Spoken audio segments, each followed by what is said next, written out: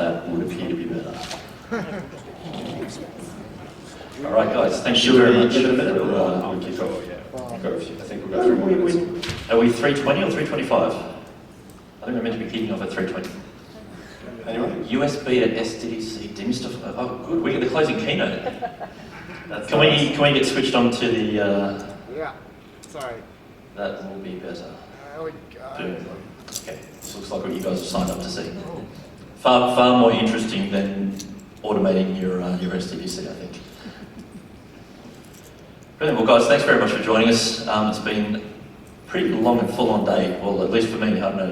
How have you guys gone? I'm suffering from epilepsy, 1 second. Ooh. Got a bit of a technical issue. Try turning it off and on again. Remember that story about restarting the laptop halfway through the session?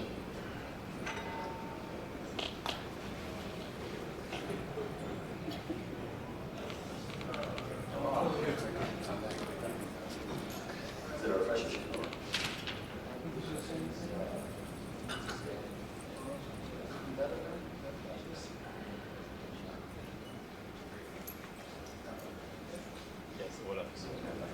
Alright, I'm going to try and not have my laptop fall off because that would be quite disappointing. Go.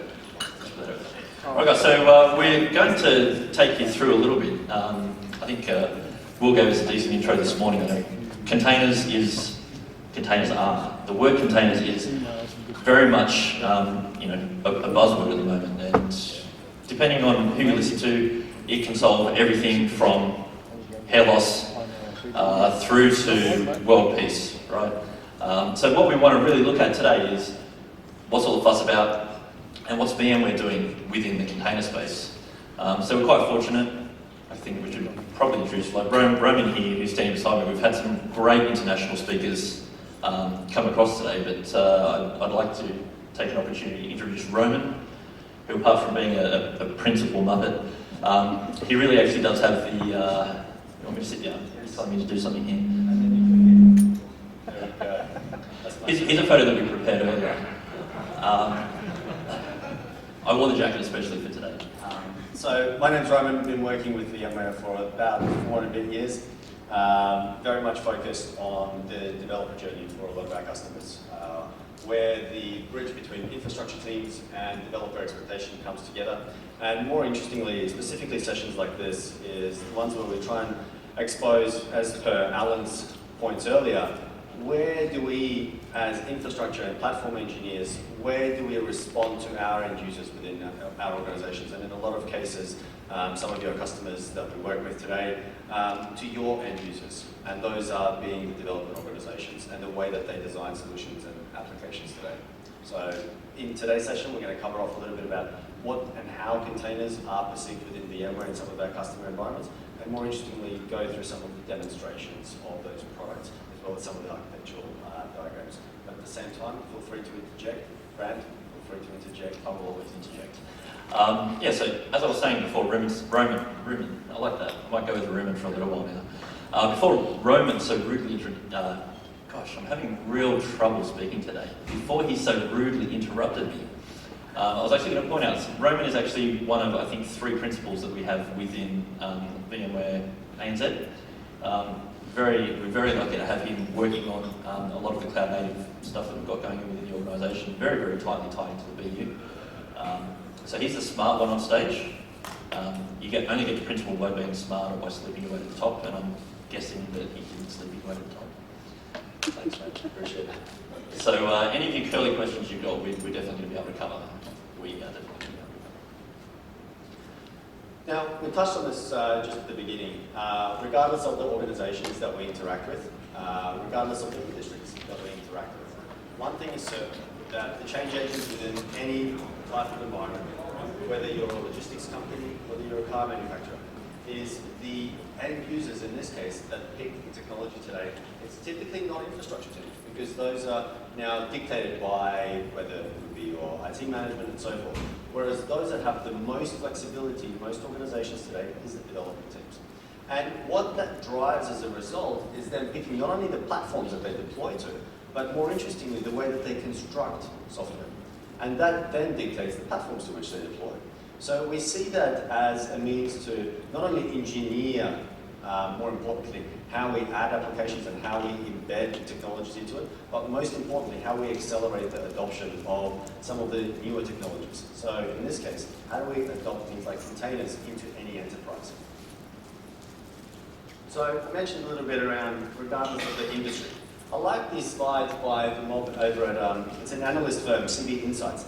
And what they've done over the last probably, I think, 2 to 3 years, they've unbundled various organizations. They go through the automobile makers, they go through logistics companies, they go through a couple of others. And what's important is, as a car manufacturer, you may think of yourself as providing one monolithic service. You provide the vehicle, all encompassing, all delivered all the way to the customer.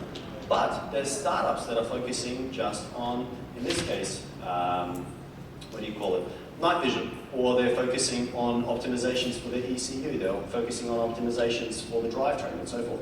So whether you want to or not, you are becoming a software company because you're effectively competing against every single one of these little companies. Now, it's exactly the same with logistics companies. It's exactly the same with banking organizations. Over the last month, I've been to a couple of the meetups and a lot of the API days type events here in Sydney, and every single time, fintech comes up as one of the most disrupted, or to be disrupted, I guess, industries, because of the amount of choice that now is provided to both the consumer, but at the same time, the ability for software to be so malleable for these organizations. So you're no longer fighting with the big four, you're now fighting against the 500 other smaller organizations that are nitpicking at your heels. So just remember, regardless of the industry that you operate in, every single one of you is a software company. So the distinguishing factor becomes, how do you augment the rapid change externally to your organization, and how you can actually implement that change internally. So, John, do you want this? Yeah, absolutely. So how many of you guys were lucky enough to work with mainframes? A few there. So we look at the, I guess, the historical trend of the way that the industry has gone, and we see that shift from monolith to a level of distribution with client server. Then we saw this idea of, right, okay, that's not something that actually is going to really scale very well from a management perspective. It started to increase overheads, as we saw every single, I guess, server side have to actually then have storage and LUNs presented to it, the manual administration, networking and so forth. A lot of that then changed when we moved into virtualization, right? So there was this uptake of the idea of everything can fit largely within this little construct called a virtual machine. We can have virtual switches, and sure, we still need to plug in all of our physical constructs to be able to support that. But at a management and an operational level, we're able to largely stamp those out in a far more repeatable manner and make it very, very easy to consume in small chunks and spin those out. So the shift really was not only infrastructure focused, but then also how applications were architected to be able to take advantage of these new infrastructure architectures. Or conversely, you could say that the infrastructure architectures kind of evolved to be able to take advantage of advances in application architecture. It's one of those kind of symbiotic style relationships. The next evolution, of course, becomes, right, okay, how do we move from virtualization then into what's going on with this idea of containers? And what challenge is it that containers are actually tackling that we weren't able to be solving with virtualization?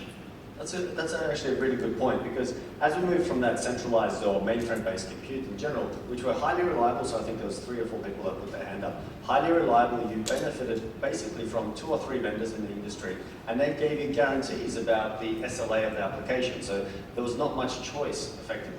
And what drove a lot of the adoption for client server was also the economics of being able to deploy on a wide variety of both hardware and software manufacturers.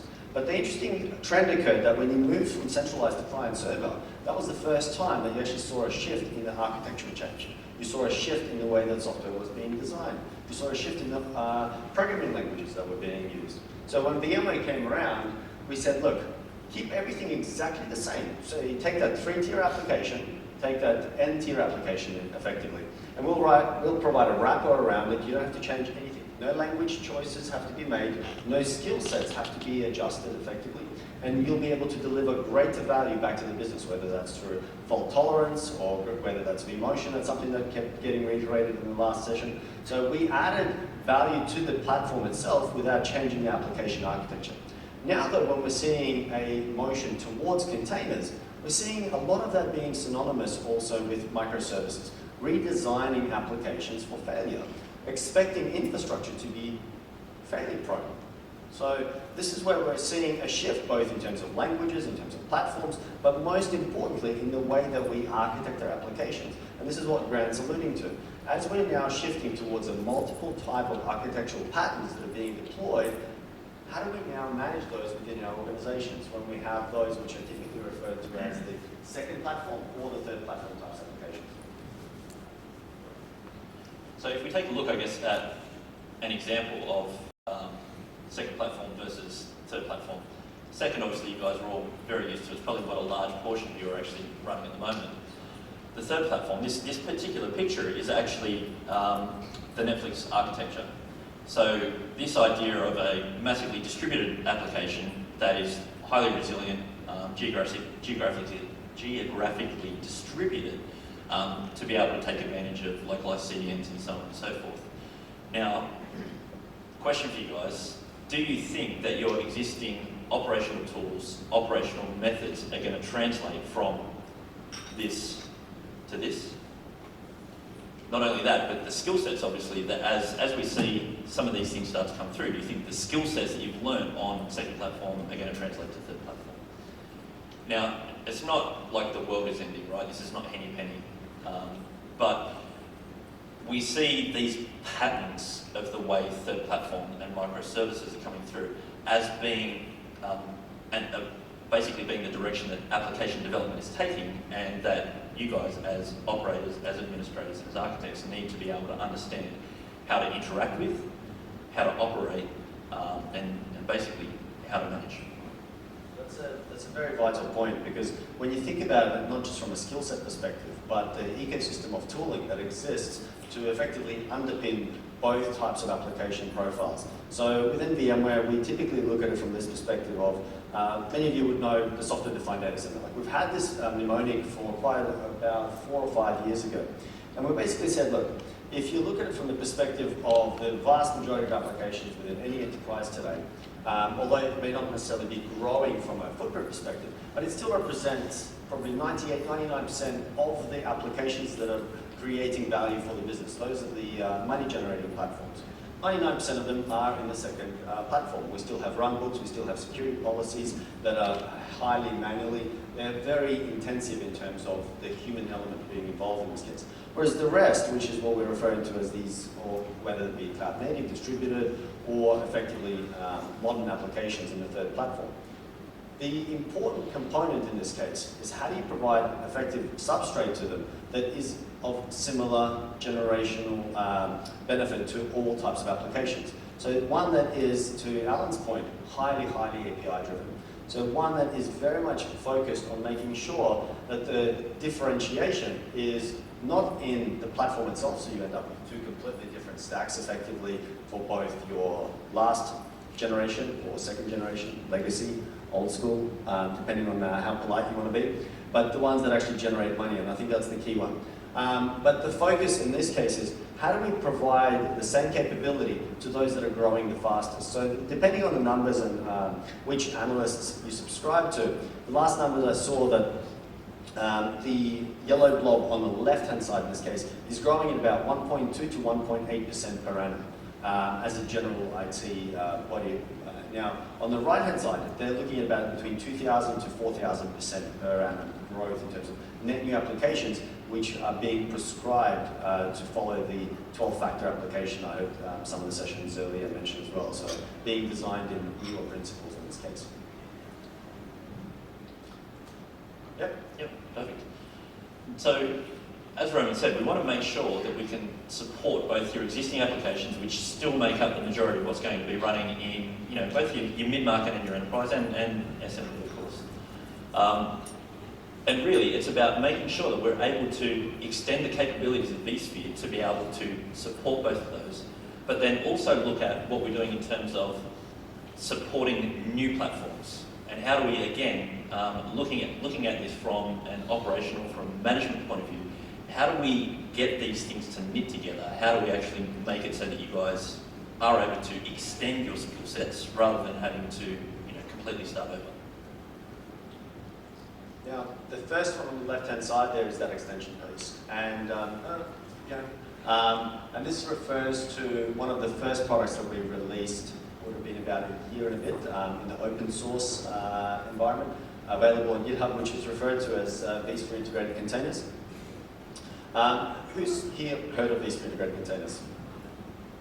All right, cool. Who's actually downloaded it off GitHub, just to give it a bit of a poking? Yeah, all right, cool. Got half a dozen people, that's good. For those that aren't aware of what vSphere Integrated Containers is, here's a lovely, lovely diagram. What I wanted to do was not to create like a full walkthrough, but effectively give you an overview. So for those that deploy containers in the enterprise today, typically there's one of two ways.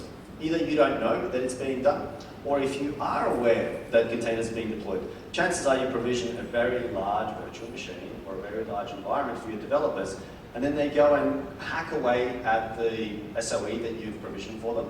They then deploy their containers on top of it, and when from a lifecycle management perspective, every time they create or remove, you're still consuming that entire corpus of that VM that continues to then consume all those resources. So that's one of the two ways that we've seen it being done.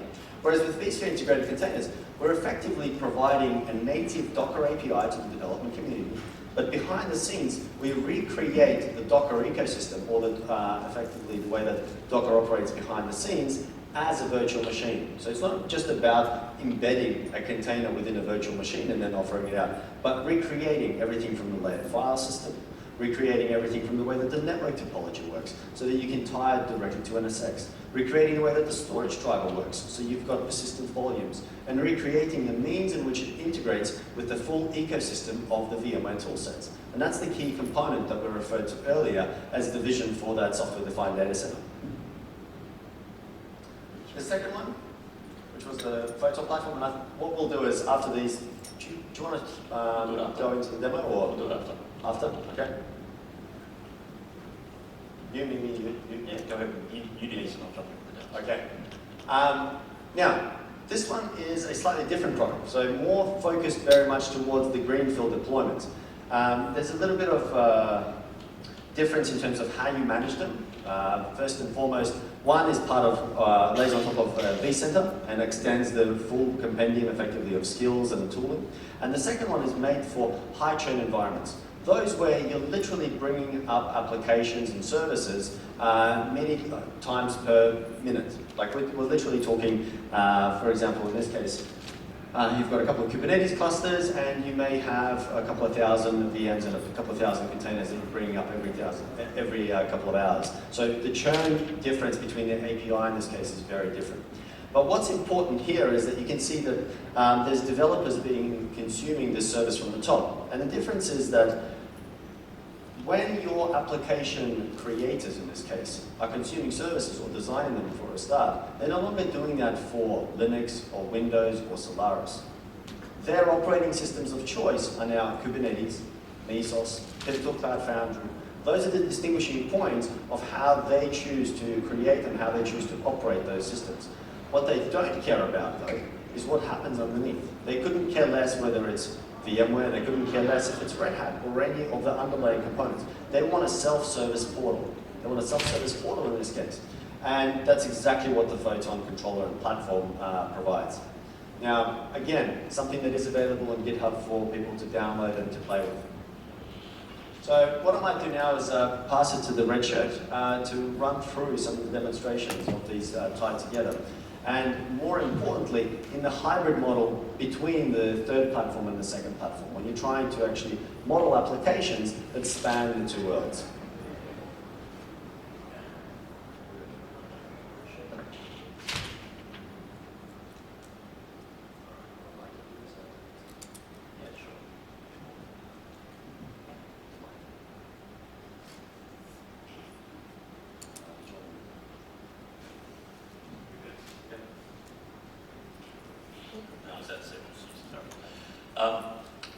So before we get, I guess, straight into showing what we can actually do with vSphere integrated containers, I just wanted to, I guess, highlight one thing, which is, to the earlier question about product feedback and what we can do to try and increase the engagement that we have and the ease of providing that feedback.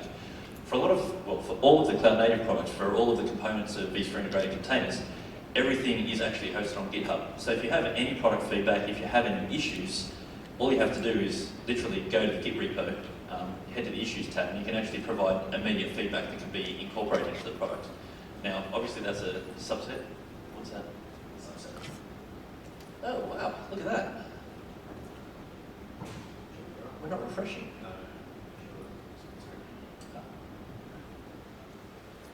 And that's a very important distinguishing point in terms of engagement with the community and engaging with the users as well. It's no longer just about pushing products out there, people download them and then they call up for support. A large portion of this is actually getting support not only from your peers, but interacting directly with product managers, directly with core developers. One of the best parts was a meeting we had last year whereby we walked in, a customer had a fairly curly question around how the networking components were working with their vSphere integrated containers. Literally about 40 seconds later, we had one of the core engineers on a video conference with them. So it's that level of engagement that is available, and in most cases, directly through things like GitHub for chat that is enabled for some of these repos as well. You good? Yeah. So what Grant's showing you is effectively the GitHub page. A lot of those that follow William Lamb as well, you'll notice that a lot of his code is also shared on the likes of GitHub.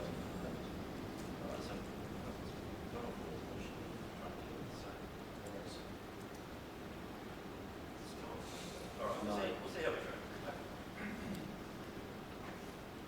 Alright, so vSphere integrated containers is actually really made up of 3 separate components. So you've got the actual big engine, which is responsible for taking those Docker commands, translating them, and instantiating virtual machines. We've got Admiral, which provides you with a user interface to be easily able to interact and create container components, see which containers are running within particular container hosts if you're not using the big engine natively. And then finally Harbor, which is this idea of having a private Docker registry, right? So when your developers actually build out an application that has a specific topology, you can create that, you can actually push it into the registry so that you have the ability to then deploy that and know that you've got a trusted set of containers that are going to be running within your environment and not doing anything malicious. So what you've got on screen at the moment, which really does look, I wish we'd plugged in and checked this earlier, it's very hard to see here, but you can see the Admiral UI, which is at the moment just showing you a couple of container hosts that we've got in play. Now, one of these, VCH01A, this is actually tying in with vSphere integrated containers. So if I instantiate anything here, it's actually going to provision out a new VM within Virtual Center. And then we've secondly got the second container host here, which is just a typical Ubuntu VM, where if I instantiate a container, it's just going to instantiate a container within the operating system. So we've got the support for both models there. It's not a matter of if you go with Admiral, part of the big story, you have to embrace the whole thing. All right, so why, I guess, would you want to look at something like this, and what are the kind of controls that you need to deploy containers within the enterprise? One of the key things that you've had the ability to do within vCenter is basically to deploy your VMs into particular network zones. You could have a DMZ, you could have a particular cluster that's licensed in a particular way. You could have hardened, certified clusters, and so you know where virtual machines should be going. When we start looking at how we can handle that with containers, we can have this idea of placement policies within Admiral that allow you to start saying, right, okay, if I want to, I can basically create a very specific project within my organisation that's going to deploy to infrastructure that they're paying for, as an example. You could create a placement zone. This is really not showing up that greatly. but define a placement zone. I should keep up with that.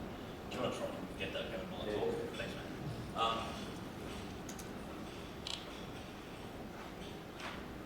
So the idea could be that you could actually put a container host and expose it only to particular networks within a cluster. You could only expose, or you could place it within a particular cluster within vCenter that then allows you to align, as I said, those licensing requirements or whatever is actually needed to make that happen. That's right.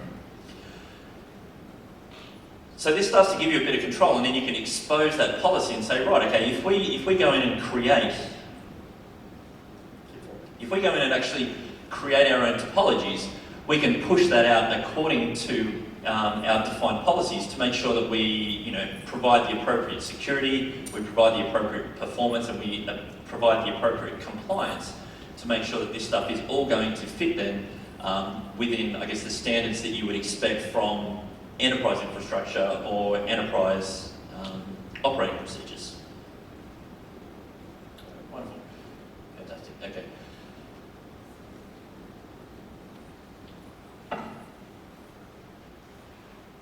So some of the things that we've got the ability to do as well, obviously, is create things like what you would expect within, say, a standard HA cluster. So you can create anti-affinity policies. So we can say, right, specific container hosts shouldn't actually be running on the same host because we want to make sure that we're splitting that failure domain out much wider to give you, again, some of those enterprise things that you become used to within vCenter and expand that out and give you that within your container management platform. So, now that we've actually got some room on screen,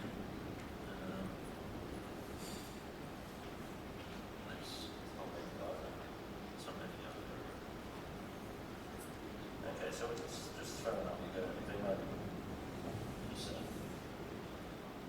You've got the ability to do things like saying, right, we want to have very specific placement. We want to make sure that we actually keep these things together.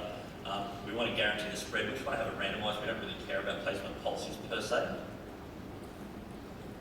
And then we can start throwing things in, tags, etc., etc. Again, exposing that so that when you create a template, you could go through and say, right, okay, I want to associate tags with the template. If they're aligned to the tags that are actually within the placement zone, it's going to then align automatically into placement.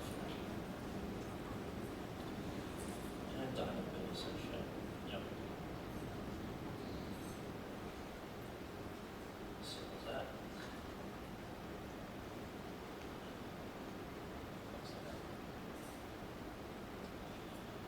So, templates are basically just a bunch of containers that you've got available to you. So if you went to Docker Hub, for example, if we're going to look at the registries that we've got available, it's just looking directly at Docker Hub. Anything that's in here that you actually wanted to be able to pull down, you can literally say, yeah, right, I actually wanted to deploy and provision one of these. I want to go ahead and create, again, an application topology that includes containers, networking, storage, and so on. But within a UI framework so that you're a bit more familiar instead of needing to run the Docker commands so you can get away a little bit from the CLI and get into more of that taking time. One of the more important points also around not just templating but in general around adoption of images and containers is how do you create modern SOEs? So a lot of organizations, those that are stringent into rules and actually embedding agents into some of their images, for better or worse, they still create an SOE type image that then gets used by the development community. So they may use a MySQL or an Nginx directly from the Docker Hub, but when they pull it down into their private registry, they may augment it with a specific security policy, with a specific set of ports that is open, and therefore use that as a tagging mechanism for filtering down the way. So when we start looking at the ability to provision this, all the configuration options that you would typically find available through the CLI, you'd be happy to know are actually within the UI. So we can do things like setting the network mode. So whether we're looking at bridging, whether you've actually got an external key value store so that you've got shared networking between container hosts and can take advantage of that, the options are available for you. Similarly, we can actually do things like adding persistent storage because I'm going to assume that you guys have done a little bit or read a little bit about containers already, but they're non-persistent, right? So anything that you want to remain stateful, you need to actually provide some place in order to store that data, because otherwise when that gets destroyed and recreated, that's not going to persist. So we're again tying into this ability to be able to pull through specific volumes and make them be attached to the storage. Any questions thus far? Because we've been rattling on for a little bit. No? Okay, keep rattling. We've got about 8 minutes left, so if you guys do have questions, raise your hands now, otherwise we're just going to keep talking at you for the next little while, okay? One of the things that I particularly like is this idea of being able to put a health config in. How many of you have done work with load balancers? Yeah. So same kind of concept here, whereby you're able to poll specific services to check for availability. So rather than just operating in the dark and not knowing what is going on, we can set up a health config, tie that into certain policies that we have available, and look at the ability to say, right, okay, if something goes offline, do we just wait, do we restart it, do we take any kind of remediation upon that in order to get things up and running? And then of course, as everybody knows, logs are highly important for any kind of troubleshooting or operations that you're going to be doing there. So you've got all of that basic capability then when you're saying, right, we want to be able to provision a container. Now, again, from a visibility point of view, as I was alluding to before, I think Roman might have actually said, you could go ahead and deploy, 100, 1,000 containers on a single OS. But when you start having multiple OSs and multiple containers, how do you go about getting visibility of what is actually running there, running where? So from this view, we don't necessarily get that easily. We can definitely filter. However, we come into our hosts, we've got a very, very simple visibility so that we can actually see, right, where is this actually running?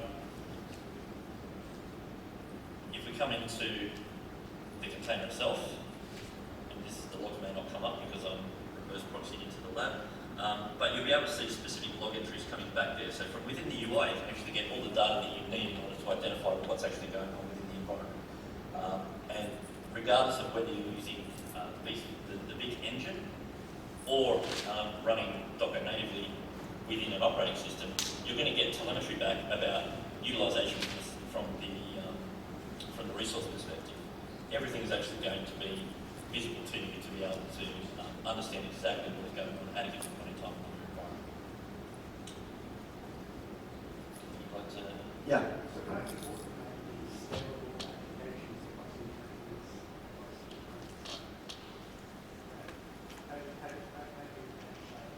So the question for those that didn't hear, correct me if I'm wrong, how do you scale containers? Yep, okay. So a lot of that actually comes down to, it's not just whether it sits in containers, because containers is in a lot of ways just a packaging technology, right? It's the ecosystem of tools that gets then built on top of containers that allows for us to be able to very rapidly scale things out. So there's a couple of patterns that typically get applied. One of those is effectively fronting it with a load balancer, very much like you do it in any cloud environment, and then based on throughput or based on the number of users that are being adhered to, like if you've got external counters in this case. And from there, you actually scale out. But in this case, you're provisioning multiple instances. Okay, so that's one pattern. But the difference is, in this case, there's nothing stopping you from having exactly the same pattern for virtual machines or for native deployments and so forth. It's just one that gets applied to containers because of their fast reaction time. Okay. I think the other important thing we haven't sort of spoken about at all, which comes down more to, I guess, the application side of things than specifically containers, but it's the idea of service discovery. And when you start introducing things like autoscale, then service discovery and understanding how different pieces can relate to each other, how you identify where your web service is running, how they communicate back through to available application service, that all sort of forms part of the application architecture.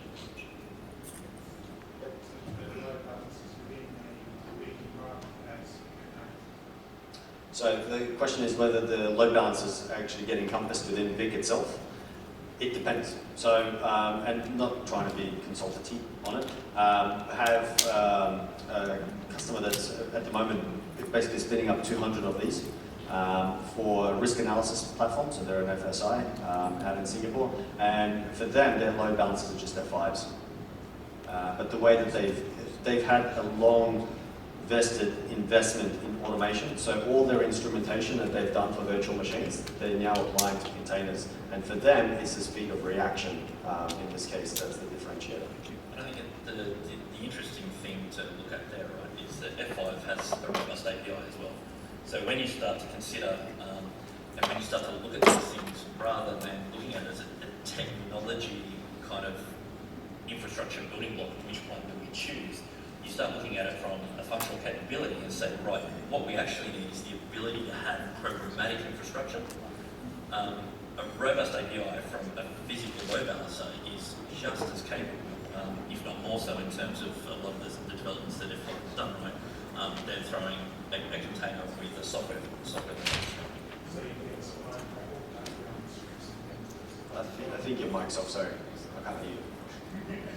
That's right. Yep, good. That's right, you're saying that wrapping it up in scripts. Yes, you wrap up the sort of build of the whole environment in scripts. Yeah, absolutely. Yeah, so sort of like, I mean, so it's repeatable, so triggers deployment and and things. testing. Yes. yeah. That's right. Yeah, so you've got, again, you can start doing fairly clever things around webhooks, and depending on the platform you're using, you can look at utilization as a great way of preemptively deciding that you need to start scaling infrastructure. And as part of that, absolutely registering and tying into not just your load balancers, but everything else. And this actually starts a whole movement of not manually doing things, but actually scripting them out. But that's, I think, a whole other discussion in itself. Yeah, I think we've probably got time for one more, because I think we actually done it before. Okay, so look, for those that want to learn a little bit more about these technologies or these projects, products, and so forth, Right. Yep. The best part about it, obviously, is we've got I think it's code.vmware.com, we've got one, so the VMware code library, but more interestingly also our GitHub pages as well. So one exists for every single project and product that exists today from the CNA view. So if you've got any other questions, please feel free to reach out after this session as well. So with that, thank you very much.